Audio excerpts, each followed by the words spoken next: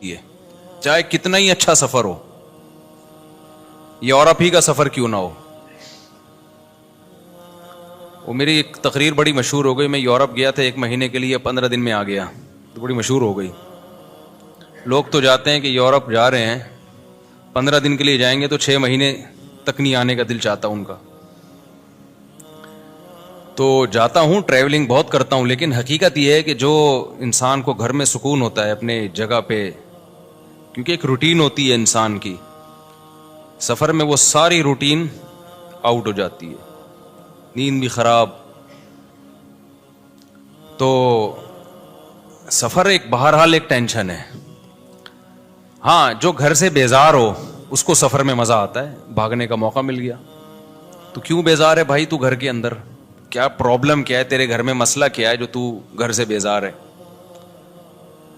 اچھا، بعض دفعہ مجھے پتا ہوتا ہے سفر میں ٹینشن ہوگی، پھر بھی سفر کیوں کرتا ہوں میں؟ ٹینشن اٹھاؤ نا تو پھر گھر کی قدر اور زیادہ بڑھ جاتی ہے. تو اس لیے مجھے جب پتا چلتا ہے نا 7 مہینے کی جماعت میں نکلا ہوا ہے، 1 سال کے لیے نکلا ہوا ہے، چلے کے لیے نکلا ہوا ہے، کہتا ہوں بھائی تیرا بڑا حوصلہ ہے یار، اللہ کے لیے اپنے گھر کو چھوڑ دینا. جبکہ تبلیغ کے سفر میں تو کوئی انٹرٹینمنٹ ہے ہی نہیں، انٹرٹینمنٹ لیس سفر. وہی 6 نمبر سننے ہیں، اللہ سے ہونے کا یقین، علماء کا اکرام، علم و ذکر، یہی سننا ہے نا انہوں نے. اور نماز پڑھنی ہے، دعوت دینی ہے. دعوت میں بھی کوئی لچھے دار تقریریں نہیں ہے کہ بعض خطیب ایسی تقریریں کرتے ہیں آدمی کہتا ہے کرتا رہے بھائی. تو دعوت بھی سمپل بھائی، دین آئے گا، محنت سے آئے گا، دین ہمارے اندر آ جائے، پوری دنیا میں آ جائے، اس کے لیے محنت ہو رہی ہے. کوئی لمبے چوڑے، کوئی بہت زیادہ کوئی ایسا نہیں ہے کہ کوئی اٹریکٹیو بات ہو. بھائی سیدھی سی بات، جو پیغمبروں کی دعوت ہوتی تھی. نوح علیہ السلام نے کہا نا ربی انی دعوت قومی لیلا و نہارا. نوح علیہ السلام جب دعوت دیتے تھے کوئی بہت ٹیکنیکل تقریریں نہیں ہوتی تھیں. پیغمبروں کی دعوتیں آپ قرآن میں دیکھو بہت سادہ تھیں. مصیبت یہ ہے کہ اس سادہ چیز کو چھوڑ کر ہم زیادہ پیچیدگیوں میں پڑ گئے ہیں. میں جو کئی ہفتوں سے بیان میں ایک لفظ ریپیٹ کر رہا ہوں نا، قرآن کی جو بیسک دعوتیں ہیں وہ تو 4-5 دعوے ہیں قرآن کے. توحید ہے، آخرت ہے، رسالت ہے. رسالت کا کیا مطلب؟ توحید کا مطلب جو تبلیغ والے بتا دیتے ہیں آسان لفظوں میں. ایک تو توحید جو علماء ایکسپلین کرتے ہیں وہ تو ایک مدرسوں میں کہ ما فوق الاسباب اختیارات، یہ سمجھنا کہ اللہ کے سوا کسی اور کے پاس ہیں تو یہ شرک ہے.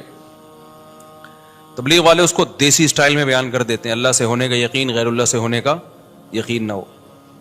ختم نبوت کا عقیدہ علماء جب بیان کریں گے تو تھوڑا علمی انداز سے. تبلیغ والے کیسے بیان کریں گے ختم نبوت؟ تبلیغ والے ایسے بیان کریں گے بھائی اللہ کے حکامات کو نبی کے طریقے پہ پورا کرنا. نبی کا مطلب صرف پیغمبر صلی اللہ علیہ وسلم کے طریقہ، اس کے علاوہ کسی اور کا طریقہ ایکسیپٹیبل نہیں ہے، کوئی بھی آ جائے.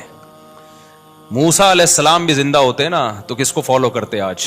محمد صلی اللہ علیہ وسلم کو. تو یہ ختم نبوت کا عقیدہ آ گیا. اس میں توکل اللہ کا بہت بڑا حکم ہے. علماء کے اس پہ بیانات ہیں، بالکل ٹھیک ہیں وہ، لیکن عوام کا جو سادہ اسٹائل ہے عوام کو سمجھانے کا، اللہ سے ہونے کا یقین، غیر سے ہونے کا، کامیابی کے نقشوں میں اللہ ناکامی پیدا کر دیتا ہے، ناکامی کے نقشوں میں اللہ، یہی تو توکل ہے بھائی. نظر آئے گا ناکامی کے اسباب میں، لیکن اللہ ان اسباب میں کیا کر دے گا؟ کامیاب بنا دے گا. اللہ کے پاس ہے. ابراہیم علیہ السلام کو آگ میں ڈالا، بچ گئے. پچھلے ہفتے تو میں نے پورا بیان اس پہ کیا تھا نا. لوگ کہتے ہیں فضائل اعمال میں شرک ہے. اگر شرک ہوتا تو تبلیغ والوں سے بڑا توحید پرست تو ہم نے دیکھا نہیں بھائی. وہ تو یہ تو ہوتا ہے کہ ہمیں شکایت ہوتی ہے توکل میں بعض دفعہ غلو کر دیتے ہیں، یعنی اسباب کی بالکلیہ نفی کر دیتے ہیں. تو توحید میں غالی تو کہا جا سکتا ہے کہ بالکل ہی اسباب کی نفی کر دی. بعض لوگ ایسا کر رہے ہوتے ہیں کہ کچھ کرنا ہی، دکان پہ تالا ہی نہیں ڈالنا اللہ پہ. تو ہمارے ایک دوست تبلیغ میں وقت لگا کر آئے، مسالہ زیادہ لگ گیا. جیسے وہ جونپور کے قاضی بن جاتے ہیں نا بعض لوگ، مسالہ زیادہ لگ گیا تھا نا. جونپور کا قاضی بن گیا تھا ایک آدمی، تو ان کو مسالہ زیادہ لگ گیا. اب ہمارے استاذ ایک عالم بیٹھے ہوئے ان کے پاس، وہ کہنے لگے کہ حضرت اللہ سے ہوتا ہے، اللہ کے علاوہ سے نہیں ہوتا. ہمارے استاذ کو شرارت سوجی تھوڑی سی. انہوں نے کہا اگر بجلی کے اس میں ہاتھ دو سوئچ میں اور بٹن دبا دو تو اللہ سے ہوگا کیا ہوگا پھر؟ یعنی انہوں نے کہا یعنی مرو گے کہ نہیں مرو گے؟ انہوں نے کہا اگر اللہ چاہے گا تو مریں گے، اللہ نہیں چاہے گا تو نہیں مریں گے. بات بالکل صحیح ہے. انہوں نے کہا اچھا کسی میں اللہ پہ بہت زیادہ توکل ہو تو وہ ساکٹ میں ہاتھ ڈال کے بٹن دبا سکتا ہے؟ انہوں نے کہا جب اللہ پہ بہت زیادہ توکل ہو جائے نا کسی کا تو وہ بجلی کے ننگے تار کو بھی پکڑے گا، اس کو کرنٹ نہیں لگے گا. ہمارے استاذ نے کہا بھائی یہ کیا کر رہا ہے بھائی تو ابھی مسالہ زیادہ لگ گیا ہے کیا؟ جتنا بھی توکل ہو اللہ پہ، جب بجلی کی ننگی تار کو پکڑیں گے نا تو مریں گے. خوب سمجھ لیں، ایسا نہ ہو آپ کا ایمان بہت بن گیا، اب آپ نے کھمبے سے گلے لگا رہے ہیں جا کے، کیونکہ مجھے اب اللہ پہ یقین آ گیا ہے کہ اللہ سے ہوتا ہے، اللہ کے غیر سے نہیں ہوتا، لہذا بجلی کے کھمبے سے میں چپک کے بھی کھڑا ہوں. کیونکہ کراچی میں برسات کے موسم میں بجلی کے کھمبے کے اگر آپ قریب گئے تو کھمبا آگے بڑھ کے گلے لگائے گا آپ کو، چاہے آپ کا سال لگا ہوا ہو چاہے چلے پابندی سے لگ رہے ہو، کھمبا نہیں دیکھتا کہ اس کا سال لگا ہوا ہے یا اس میں توکل ہے یا نہیں ہے. اچھا ماشاءاللہ ماشاءاللہ. تو ہمارے استاذ نے کہا توکل کا یہ مفہوم نہیں ہے. تو انہوں نے کہا وہ جو تھا کہ وہ زہر کا پیالہ پی لیا، ان خالد ابن ولید کا ایک واقعہ مشہور ہے نا، وہ فلاں نے یہ کرامت. تو انہوں نے کہا بھائی وہ تو ایک اللہ کی طرف سے بعض دفعہ کسی ولی کے دل میں الہام ہو جاتا ہے، یہ تو قرآن سے بھی ثابت ہے. اس الہام اتنا یقینی ہوتا ہے کہ اس ولی اللہ کو پتا ہوتا ہے میں یہ کام کر لوں گا تو مجھے نقصان نہیں ہوگا. تو اگر ایسا الہام کسی کو ہو گیا اور اس کو یقین ہو گیا تو پھر وہ اللہ پہ توکل پہ کر لیتا ہے. لیکن نارملی اس کا توکل سے تعلق ہی نہیں ہے. جیسے ایسے واقعات ہیں نا، کڑھائی میں ہاتھ ڈال دیا، تو ایسے واقعات ہوتے رہے ہیں، کچھ نہیں جلے. تو یہ اس کی اجازت نہیں ہے کہ آپ کا اللہ پہ بہت توکل ہے تو آپ نے پتہ چلا جی کڑھائی میں ہاتھ ڈال دیا کہ مجھے چونکہ اللہ سے ہونے کا یقین ہے لہذا میں ہاتھ ڈالوں گا کڑھائی میں. تو نہیں، جتنا بھی اللہ سے ہونے کا یقین ہو کڑھائی جلائے گی آپ کو. کیونکہ اللہ سے ہونے کا یقین کا مطلب یہ تھوڑی کہ کڑھائی جلائے گی نہیں. اللہ کہے گا مجھ سے ہوتا ہے تو کڑھائی جلائے گی تو میرے آرڈر سے جلائے گی نا، اس میں ایسی کون سی بات ہے؟ جو ہم تکے بناتے ہیں کوئلے پہ تو اس میں گوشت رکھیں تو بھی تکا بنے گا، انسان کو پرو دیں تو بھی کیا بنے گا؟ تکا ہی بنے گا اس کا. تو ابراہیم علیہ السلام کو جو اللہ نے بچا لیا وہ تو اللہ نے معجزاتی طور پہ بچا لیا. ان کے پاس تو بچنے کا آپشن ہی نہیں تھا نا. ابراہیم علیہ السلام اپنی مرضی سے تھوڑی جا رہے تھے آگ میں، لیکن اپنی مرضی سے آگ میں چھلانگ لگانا اس نیت کے ساتھ کہ اللہ بچا لے گا، خودکشی کا گناہ ہوگا. اگر چھلانگ لگا لی تو مرو گے اور خودکشی کا گناہ ہوگا. ہاں اگر اللہ نے کسی کے دل میں الہام کر دیا اور اتنا قوی الہام کہ جیسے حضرت مریم پیغمبر نہیں تھیں، اللہ کی ولی تھیں، لیکن جبریل جب انسانی شکل میں آئے تو ان کو اشکال ہوا، لیکن جب انہوں نے بتایا کہ میں جبریل ہوں تو حضرت مریم کے دل میں اللہ نے القاء کر دیا کہ یہ سچ کہہ رہے ہیں، یہ فرشتے ہیں، یہ انسان نہیں ہے. تو یہ اللہ اور بندے کا معاملہ ہے، لیکن دوسرے کے لیے پھر بھی وہ حجت نہیں ہے. تو خیر میں جلدی سے بات کو سمیٹوں تو قرآن کے جو چند مخصوص احکامات ہیں نا بہت سادہ ہیں. تو مولانا الیاس رحمۃ اللہ علیہ کا کمال یہ ہے کہ انہوں نے دعوت اور تبلیغ کو بہت آسان اور سادہ بنا کے پیش کیا کہ ایک گاؤں دیہات کا آدمی جس کو الف بے بھی نہیں آتی اس کو بھی سمجھ میں آئے، اس کو بھی پتا چل جائے کہ مجھے بننا کیا ہے. اور یہی پیغمبروں کا طریقہ تھا. آپ دیکھ لیں نوح علیہ السلام کیا کہتے ہیں، ربی انی دعوت قومی لیلا ونہارا، اے اللہ میں نے دن اور رات اپنی قوم کو پکارا، فلم یزدہم دعائی الا فرارا. آگے وَإِنِّي كُلَّمَا دَعَوْتُهُمْ لِتَغْفِرَ لَهُمْ جَعَلُوا أَصَابِعَهُمْ فِي آذَانِهِمْ وَاسْتَغْشَوْا ثِيَابَهُمْ وَأَصَرُّوا وَاسْتَكْبَرُوا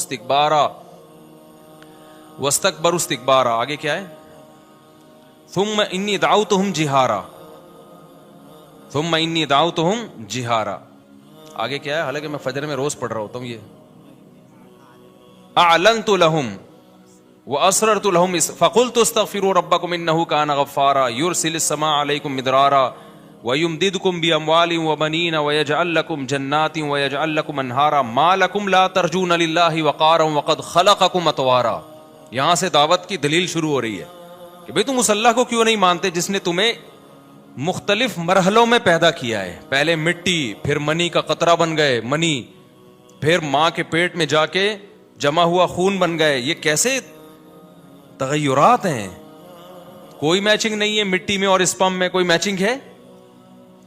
اب سائنسدان تو بیٹھ کے وہ کچھ نہ کچھ کرتا رہے گا بیٹھ کے، لیکن جس کو اللہ پہ ایمان لانا ہے نا اس کے لیے اتنی دلیل کافی ہے یار کیا سافٹ ویئر انسٹال کیے ہیں مٹی کے اندر کہ جب وہ ماں باپ مٹی سے بنی ہوئی خوراک کھاتے ہیں تو اس کے اسپم بننا شروع ہو جاتے ہیں. عجیب چیز بن رہی ہے بالکل.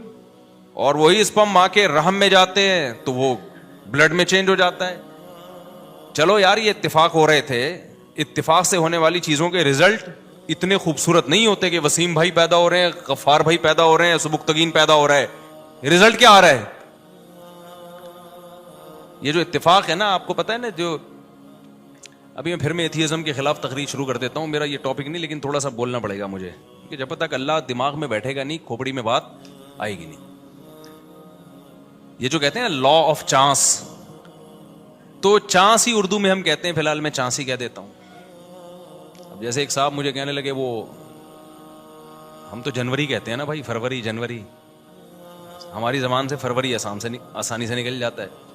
اب جیسے عربی لوگ ہیں فبرائرو کہتے ہیں فروری کو, یونیو جنوری کو. تو ہر زبان جب کسی بھی لفظ کو قبول کرتی ہے نا تو اس کو کانٹ چھانٹ کے لیتی ہے, وہ اپنے حساب سے ایڈجسٹ کرتی ہے کہ ہمارے ہاں اس کی جو پروننسیشن ہے وہ کیسے ہو سکے, اس کا تلفظ کیسے ہوگا. تو یہ ہر زبان کا قاعدہ ہے کہ جب بھی وہ کسی دوسری زبان کے لفظ کو گود لے گی تو وہ ایز اٹ از نہیں لیتی کبھی بھی, وہ اپنے حساب سے کیا کرتی ہے, اس میں قط و برید کرنے کے بعد نا اس کو کانٹ چھانٹ کے وہ لے کر آتی ہے. تو پھر وہ دوسری زبان میں جا کے, جیسے پٹرول ہے, اب میں نے پٹرول ڈلوانا تھا, میں نے کہا بھائی اتنے لیٹر پٹرول ڈال دے, مجھ سے پیٹرول ہوتا ہے, پٹرول نہیں ہوتا. اب میں نے کہا ہم لوگ کیا, یہ دیکھ یہ پٹرول ہوتا ہے, یہ دیکھ رہا ہے یہ پٹرول ہے.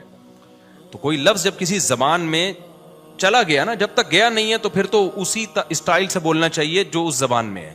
لیکن جب آپ کی زبان نے اس کو ایکسیپٹ کر لیا اور اپنی زبان کا حصہ بنا دیا تو پھر آپ کی اہل زبان جس طرح سے بول رہے ہیں اس طرح بولنے میں کوئی حرج نہیں ہے. خیر, تو ایک ہے لا آف چانس, اتفاق سے چیزوں کا وجود میں آنا. جیسے آپ جا رہے تھے اور اوپر دیکھ کے جا رہے تھے, آپ نے دیکھا گٹر کا ڈھکن بند ہے. کراچی میں آپ نے دیکھا گٹر کا ڈھکن بند ہے, تو آپ نے ٹرائی کیا کہ میں اوپر دیکھ کے چلتا ہوں. آپ اوپر دیکھ کے جا رہے ہو, ایک چور آیا گٹر کا ڈھکن چوری کر کے لے گیا. ابھی کچھ دن پہلے ایک ویڈیو بھی آئی ہے, ایک چور کراچی میں گٹر کا ڈھکن چوری کر رہا ہے.